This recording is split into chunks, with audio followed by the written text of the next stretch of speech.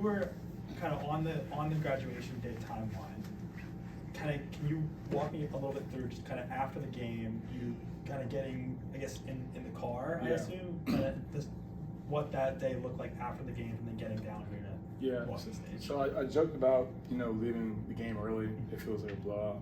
And thankfully it wasn't a close game, but I didn't think it would be a good look if I just left the game early, so I stayed all the way through. And my biggest concern was how long the VP's post-game speech was going to be, but thankfully he was very mindful of my time. And on my way out, I had to run to the bus and get my post-game food, and that kind of took a while. And then, obviously people started leaving through I guess where regular fans were leaving through, so I had to get a bunch of pictures, and I'm like, I'm in a rush, y'all, I really can't stop and stay. And then I drove home with my mom, my brother, and my two brothers, and no traffic, thank God. And we got to graduation like 10 minutes before the whole ceremony started. I sat in the back, and I was the last person in the business school to graduate. So are you like changing into a cap and gown in the car on the way? I had my cap and gown here ready to go. So I got here and I changed and did a little dancey dance and then sat down for graduation. Yeah. Did you feel like Dion when you pulled it off? I did. Everyone was like, "You're not gonna make it," because you never know how long the game was gonna be. You could have been overtime, But I was in two places at once. I thought my boy Chris Roberts was gonna give me a jet, but Auburn didn't give me a jet. I had to do it the hard way. But I'm very thankful for just the university for helping me pull it off. My mom helped me pull it off. I want to ask you about this game tomorrow against UNC Asheville. They've got a big man that's one of the better players in that conference. Just the matchup, what you see out of him, and obviously y'all coming off of a game where y'all did really, really well against Indiana's front court. Just how much kind of momentum does that give y'all? Yeah, just noticing how different he is in terms of all the bigs we've played. He's probably the most versatile big we're going to play all season. So just getting used to playing. It's kind of hard to prepare for a 6'11" guard. But we're excited for the matchup. I just feel like the determining factor is our physicality. Just making sure he's not comfortable, and that's the same thing that kind of bothered the bigs that we played in the past. Is that if we're more physical bigs, we kind of end up winning the matchup. So hopefully we can continue that, and just making sure that we're a more physical team. Yeah, did you say that was the key for y'all against Indiana, being more physical than that front court? Yeah, it was key for Indiana. It was a key for Virginia Tech. It's going to continue to be the key throughout the rest of the season. Just making sure that we're up under guys. Do you get a sense from Denver and Cheney that this game is big for them since they played in Huntsville? Yeah, Denver has like 30 family members coming, so I guess it's his homecoming. I hope they are excited. I hope they ball out, but that's a big game for both of them, I believe. Yeah, Bruce called this a trap game. Do you see that, and what do you say to your teammates to sort of make sure they don't, relax a little bit? Yeah, it's the same thing. BP kind of came in, was very adamant about, was very, vocal about how we beat a good Virginia Tech team at home, and then we went to App State and didn't play as hard.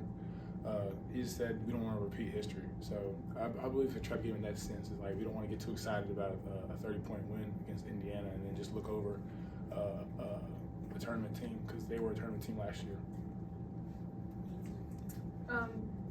So between you yourself and KD, maybe you have these bigger personalities, right? Who would you say on the team is maybe on the other end of the spectrum, and how do you guys as a team kind of balance that? Yeah, on the other end of the spectrum is Jay Will. I don't think I've ever heard or ever seen Jay Will get hype at all. My 4 years being here, it was crazy. He's one of the more energetic guys off the court. Very funny, very vocal. On the court, he's very not stoic, but he just doesn't have any emotion out there. So what kind of keeps us balanced is is I guess the jungle pretty much. Just feeding off the crowd. I feel like whenever the crowd's very hyped and Jay was going on runs, you can kind of see that boosts his game, but he's not going to go out there and go tug on his jersey and stuff like that. It's just not him, but he's going to make a lot of shots. And then how does Coach Pearl kind of let you guys be embrace that and be authentic in yourself? Yeah, he just wants to make sure that we are ourselves at the same time, not get too high or get too low, because we don't want to be energy drainers. That's his biggest focus point. Is if we're not making shots, don't let that affect our effort, our energy. Going off of that, how much does Chad kind of fit right in with you? Chad, man, golly, words can't describe how Chad came in here and just really embraced it. It's very fun seeing him and Janiyah starting to get more active into it too. And Aiden as well. So it was just fun seeing this group of guys really get hyped. But Chad's probably my favorite because he's so excited about playing for him in the jungle. He posts about it all the time. He always talks about it, and he's very grateful for it. And I'm just thankful, in his journey, going from D1 to whatever he went, NAI or JUCO, whatever it was, and coming back, he's very appreciative to be here, and especially having fans that have his back. He appreciates the love. So obviously, every time on the court, you guys kind of get a sense of that. Speak on, obviously we're going to have back-to-back games with, we had over 11,000 fans in Atlanta. We're going to have a sold-out crowd close to 10,000. You've been a part of what BP. We had 11,000?